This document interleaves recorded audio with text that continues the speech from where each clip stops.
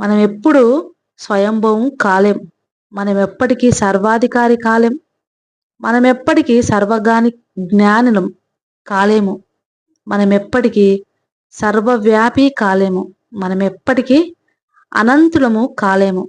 కేవలము దేవుడు మాత్రమే స్వయంభవుడు, సర్వాధికారి, సర్వజ్ఞాని, సర్వవ్యాప్తి, నిత్యుడగు దేవుడు, అనంతమైన దేవుడు, అతీతమైన దేవుడు, మార్పు లేనివాడు, మారనివాడు, సంపూర్ణుడు. ఈ ఇన్కమ్యూనికేబుల్ గుణాలు ఇవి దేవునికి దైవత్వాన్ని ఆపాదిస్తూ ఉన్నాయి. దేవుని ఇన్కమ్యూనికేబుల్ గుణాలు మనకేం చెప్తున్నాయి? మన పరిమితులను చెబుతూ ఉన్నాయి. ఆయన ఇన్కమ్యూనికేబుల్ గుణాల్ని మనము అనుకరించలేము. వాటిని ఆశించడము కూడా అజ్ఞానమే అవుతుంది. దేవుని స్థితిని